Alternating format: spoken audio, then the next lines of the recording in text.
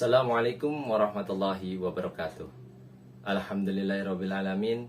Allahumma sholli ala Sayyidina Muhammad wa ala ali Sayyidina Muhammad. Rabbi shrah li sadri wa yassir li amri wa uqdatam min lisani yafqahu qawli. Amma ba'd. Alhamdulillah, kita bertemu lagi dengan saya Nur Fajri Al-Najahi di channel YouTube Al-Najahi Channel. Insyaallah pada kesempatan kali ini saya akan menyampaikan dan memaparkan materi-materi yang ada pada mata pelajaran pendidikan agama Islam di satuan pendidikan tingkat sekolah menengah atas ataupun SMK. Selamat menyaksikan. Bismillahirrahmanirrahim. Assalamualaikum warahmatullahi wabarakatuh. Alhamdulillahirrabbilalamin. Allahumma sholli ala Sayyidina Muhammad wa ala ali Sayyidina Muhammad. Rabbi shrah li sadri wa yassir li amri wa uqdatam min lisani yafqahu qawli. Amma ba'd. Puji syukur kehadirat Allah yang memberikan kita nikmat, yaitu nikmat iman, nikmat Islam, dan nikmat kesehatan. Sehingga pada kesempatan kali ini kita bisa berjumpa lagi dengan video yang insya Allah membahas materi-materi seputar pendidikan agama Islam pada jenjang SMA. Pada pertemuan kali ini kita akan menjelaskan mengenai iman kepada Rasul-Rasul Allah. Yang selanjutnya adalah mengenal para Rasul yang diutus kepada umat manusia merupakan perkara penting dan sangat dibutuhkan kaum muslimin, baik berkenaan dengan iman, tugas, kekhususan, dan kehidupan mereka agar dapat dijadikan suri tauladan bagi manusia. Adapun tugas-tugas para Rasul-Rasul Allah Subhanahu wa Ta'ala, yang pertama adalah mengajak manusia beribadah kepada Allah Subhanahu wa Ta'ala. Tugas agung mereka ialah mengajak manusia beribadah kepada Allah dan meninggalkan sesembahan selainnya. Dakwah kepada tauhid dan beribadah hanya kepada Allah merupakan dasar dan jalan dakwah para rasul seluruhnya. Sebagaimana dikabarkan dalam firman Allah Subhanahu wa taala, Bismillahirrahmanirrahim. Walaqad ba'atsna fi kulli ummatir rasulan an i'budullaha wajtanibut taghut. Yang artinya adalah, dan sesungguhnya kami telah mengutus Rasul pada setiap-tiap umat untuk menyerukan sembahlah Allah saja dan jauhilah tauhid itu. Surat An-Nahl ayat 36. Dalam ayat yang mulia ini, Allah menjelaskan tugas, dasar dakwah dan inti risalah para Rasul, yaitu mengajak kepada tauhid, mengikhlaskan ibadahnya hanya kepada Allah dan menjauhi segala sesembahan selainnya. Yang kedua, menyampaikan syariat Allah kepada manusia dan menjelaskan agama yang diturunkan kepada manusia. Sebagaimana dalam firman Allah dalam Quran surat Al-Maidah ayat 67. Bismillahirrahmanirrahim. Ya ayyuhar rasulu balligh ma unzila ilaika mir rabbika wa illam. Yang artinya adalah, hai Rasul, sampaikan apa yang diturunkan kepadamu dari Rabbmu. Dan jika tidak kamu kerjakan apa yang diperintahkan itu, berarti kamu tidak menyampaikan amanatnya. Allah memelihara kamu dari gangguan manusia. Sesungguhnya Allah tidak memberi petunjuk kepada orang-orang yang kafir. Surat Al-Maidah ayat 67. Dan surat lainnya yaitu terdapat pada Quran surat An-Nahl ayat 44. Yang artinya adalah keterangan-keterangan atau mujizat dan kitab-kitab, dan kami turunkan kepadamu Al-Quran agar kamu menerangkan kepada umat manusia apa yang telah diturunkan kepada mereka supaya mereka memikirkan. Tugas para Rasul yang ketiga, menunjukkan umat kepada kebaikan dan menyampaikan kabar kepada mereka tentang pahala yang disiapkan bagi pelakunya, serta memperingatkan kepada mereka dari kejelekan dan siksaan yang disiapkan untuk yang melanggarnya.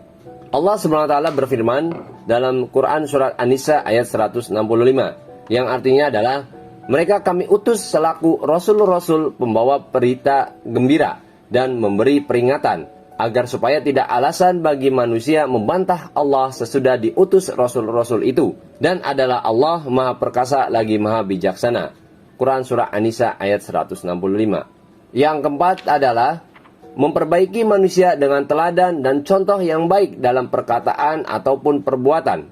Allah berfirman dalam Quran surah Al-An'am ayat 90, yang artinya adalah, mereka itulah orang-orang yang telah diberi petunjuk oleh Allah. maka ikutilah petunjuk mereka. Katakanlah, aku tidak meminta upah kepadamu dalam menyampaikan Al-Quran. Al-Quran itu tidak lain hanyalah peringatan untuk segala umat. Dalam surat lainnya yang menegaskan bahwasanya Rasul-Rasul Allah memberikan suri tauladan terdapat pada Quran surat Al-Ahzab ayat 21. Bismillahirrahmanirrahim. Laqad kana lakum fi Rasulillahi uswatun hasanah.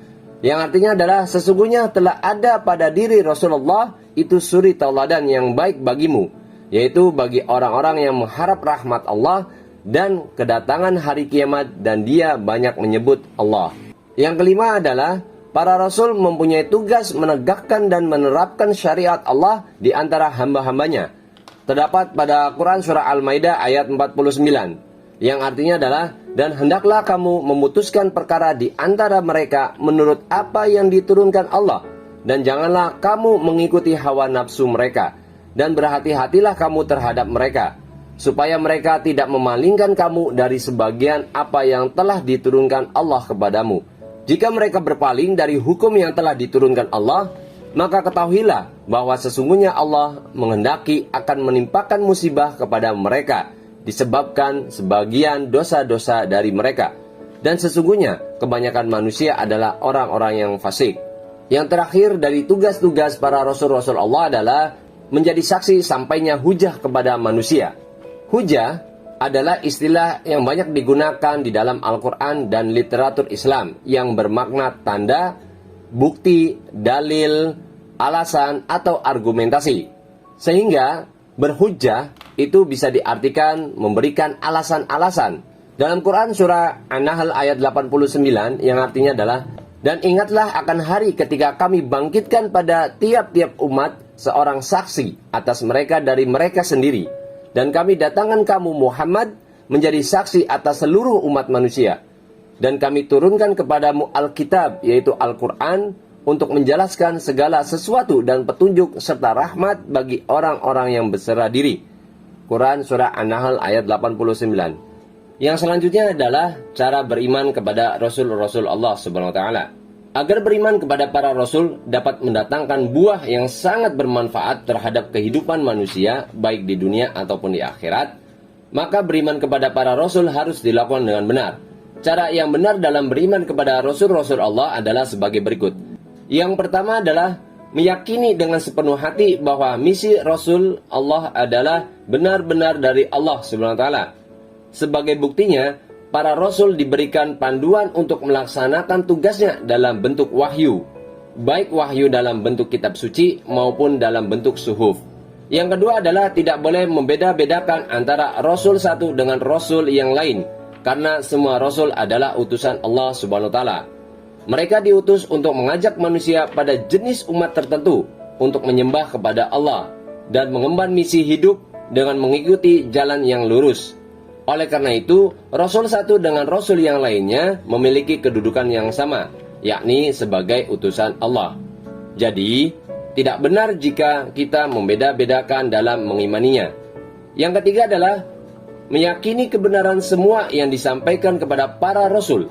Para Rasul telah dikodratkan oleh Allah SWT dengan 4 sifat, yaitu sidik artinya benar atau jujur, amanah artinya dapat dipercaya, tabligh artinya menyampaikan, dan fatonah artinya cerdas. Dengan sifat-sifat tersebut, apa yang disampaikan dan dilakukan oleh para Rasul pasti benar. Selain itu, para Rasul terjauh dari sifat-sifat mustahil, yaitu sifat khizib yang artinya dusta, khianat artinya tidak dapat dipercaya, khitman artinya menyembunyikan, dan baladoh artinya bodoh. Yang keempat, mengamalkan ajarannya dalam kehidupan sehari-hari. Bagi umat Islam, wajib mengikuti semua sunnah Nabi Muhammad SAW, karena semua yang dibawa oleh para Rasul adalah aturan kehidupan, sehingga semua bentuk perilaku Rasul, baik perilaku kepada Allah, perilaku kepada sesama manusia, maupun perilaku kepada alam semesta harus diikuti. Karena semua yang diajarkan atau yang dilakukan oleh para Rasul, khususnya Nabi Muhammad SAW, itu merupakan ajaran yang benar dari Allah Subhanahu wa Ta'ala. Yang selanjutnya adalah jumlah para nabi dan rasul. Hanya Allah Subhanahu wa Ta'ala yang paling tahu tentang jumlah para nabi dan rasul. manusia hanya dapat mengetahui jumlah para nabi dan rasul setelah diberitahu oleh Allah Subhanahu wa taala atau rasulnya. Berdasarkan hadis Nabi Muhammad SAW dari Abu Dzar yang diriwayatkan oleh Imam Baihaqi, diterangkan bahwa jumlah para nabi ada 124.000 orang, sedangkan jumlah para rasul ada 313 orang. Dari seluruh nabi dan rasul tersebut, yang wajib diimani dan diketahui oleh umat Islam ada 25 orang nabi, termasuknya rasul.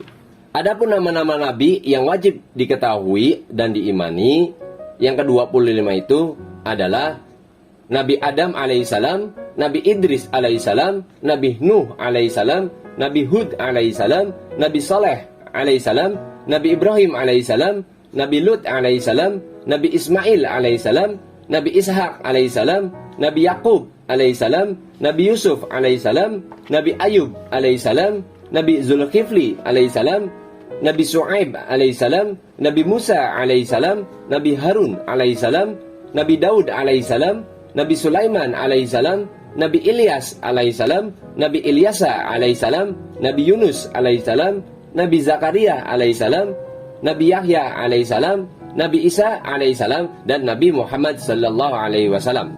Yang selanjutnya adalah kriteria Rasul Ulul Azmi. Sepanjang sejarah, 25 Rasul yang melaksanakan tugas dari Allah Subhanahu wa taala memiliki kelompok umat dan rintangan yang berbeda.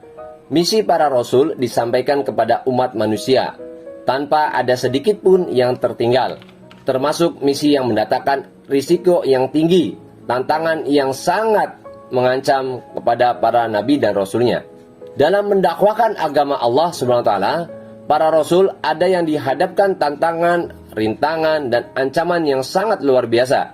Ketika menghadapi tantangan, rintangan, dan ancaman tersebut, para rasul memiliki cara yang berbeda-beda dalam menyikapinya. Dari perbedaan dalam menyikapi segala bentuk rintangan, tantangan, dan ancaman dakwah, timbullah sebutan Rasul Ulul Azmi.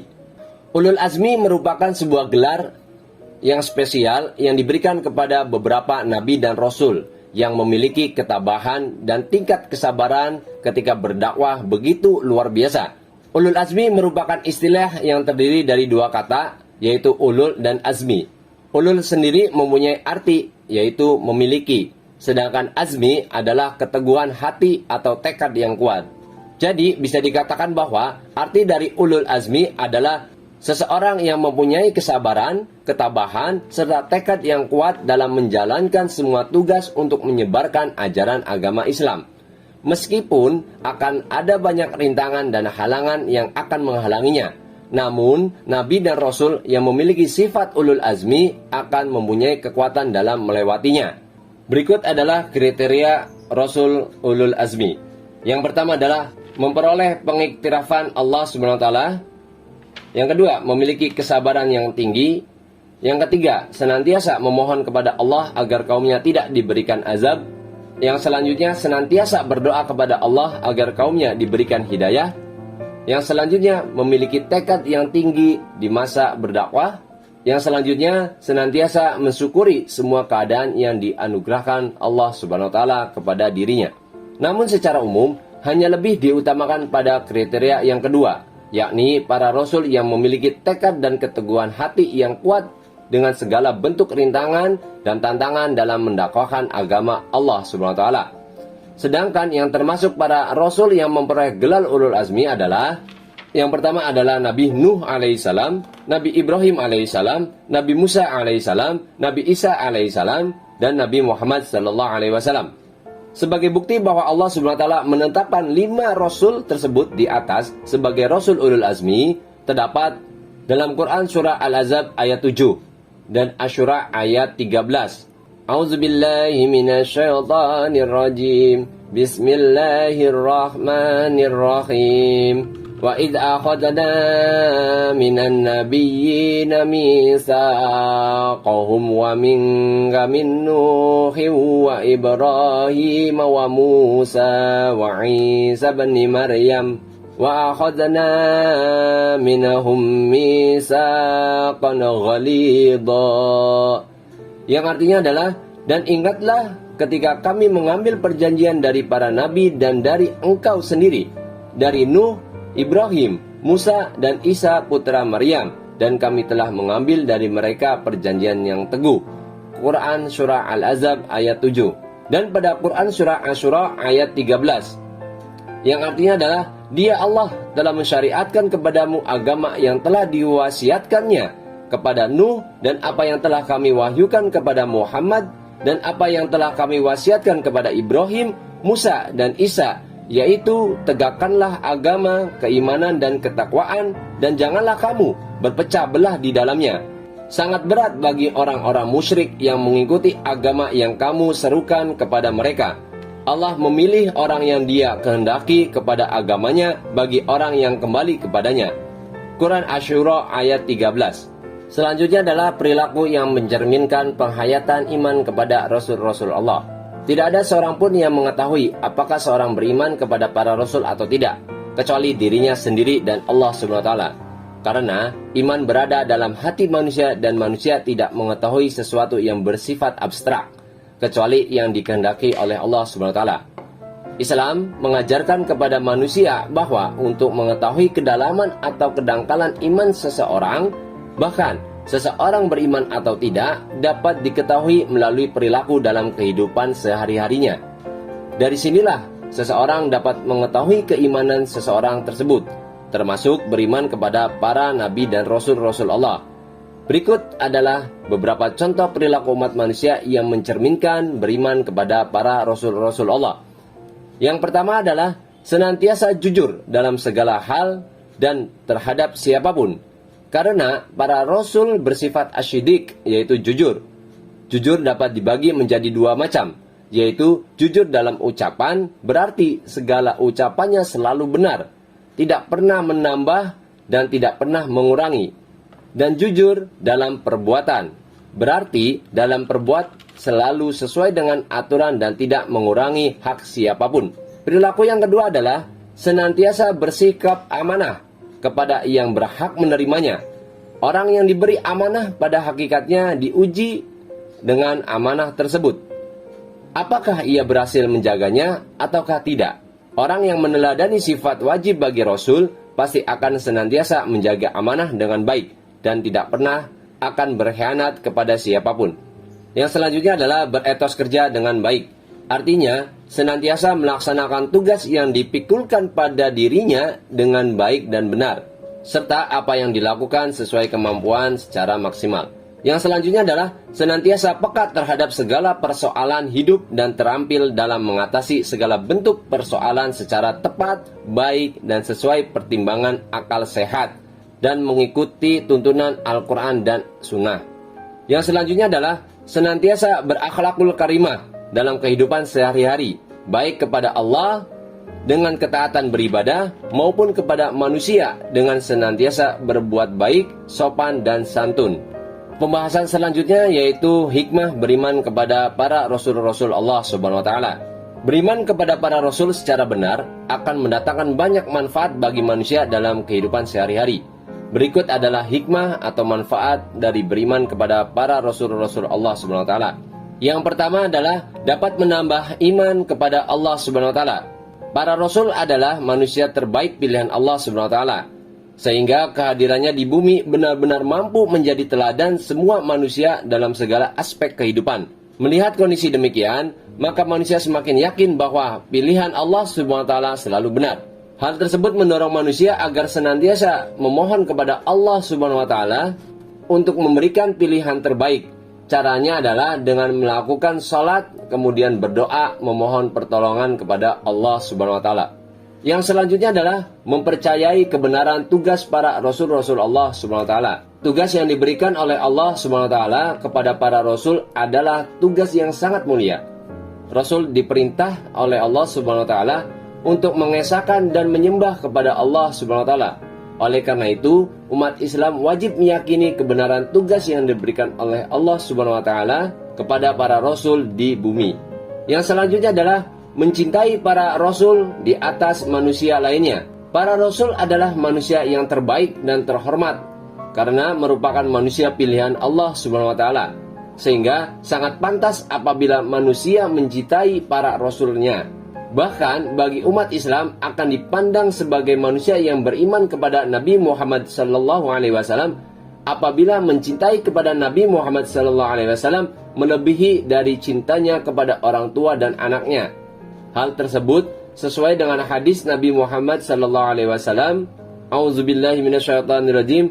An Anasi radhiyallahu anhu qala an-nabiy sallallahu alaihi wasallam la yu'minu ahadukum hatta akuna ahabba ilayya min walidihi wa walidihi wan nasi ajma'in. Yang artinya adalah Anas bin Malik radhiyallahu an berkata, Nabi Muhammad sallallahu alaihi wasallam bersabda, tidak sempurna iman seseorang hingga aku Rasulullah sallallahu alaihi wasallam lebih dicintai dari orang tuanya, anaknya dan seluruh manusia. Hadis riwayat Bukhari. Hikmah yang selanjutnya adalah mengikuti apa yang disampaikan para rasul. Yang utama bagi umat Islam adalah sanggup melakukan sunnah-sunnah Nabi Muhammad SAW sebagaimana dalam firman Allah Subhanahu wa taala pada Quran Al-Hashr ayat 7, A'udzubillahi minasyaitonirrajim. Wa ma atakumur rasulu fakhudhuhu wa ma nahakum anhu fantahu. Yang artinya adalah apa yang diberikan Rasul kepadamu, maka terimalah. Dan apa yang dilarang bagimu, maka tinggalkanlah. Quran Surat Al-Hashr ayat 7. Bahkan, mengikuti sunnah Nabi Muhammad SAW dalam kehidupan sehari-hari menjadi penentu masuk surganya seseorang.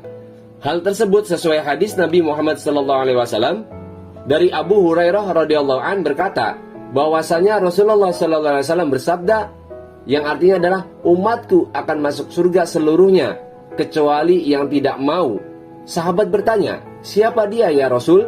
Jawabannya adalah orang yang taat kepadaku pasti masuk surga, dan yang melanggar tuntunan agamaku atau bermaksiat sungguh ia tidak mau menentangku. Hadis riwayat Bukhari. Yang terakhir adalah memperoleh teladan yang baik dalam segala aspek kehidupan. Bagi umat Islam, teladan kehidupan yang paling baik adalah yang bersumber dari Nabi Muhammad SAW. Tidak ada teladan kehidupan yang amat baik selain Nabi Muhammad SAW. Sehingga wajib bagi umat Islam untuk meneladani kehidupannya. Allah SWT berfirman dalam Quran Surat Al-Ahzab ayat 21. A'udzubillahi minasyaitonirrajim. Bismillahirrahmanirrahim. Laqad kana lakum fi rasulillahi uswatun hasanatun liman kana yarjullaha wal yawmal akhir wa dzakarallaha katsira. Yang artinya adalah sungguh telah ada pada diri Rasulullah SAW itu suri teladan yang baik bagimu, yaitu bagi orang-orang yang mengharap rahmat Allah dan kedatangan hari kiamat, dan dia banyak menyebut Allah Subhanahu wa taala. Sebelum kita mengakhiri pada pertemuan kali ini, saya memberikan evaluasi pada bab yang kita sudah bahas, yaitu iman kepada Rasul-Rasul Allah. Adapun pertanyaannya, yang pertama adalah sunnah apa saja yang sudah kalian kerjakan hingga sekarang? Yang kedua, sebutkan nama-nama nabi selain dari 25 nabi yang wajib diketahui, minimal 5 nama nabi. Yang selanjutnya, tuliskan suri tauladan Rasulullah SAW yang kalian lakukan setiap hari. Dan yang terakhir adalah seberapa sering kalian bersolawat setiap harinya. Tuliskan bacaan solawat yang sering kalian ucapkan pada setiap harinya. Sekian pemaparan yang bisa saya sampaikan.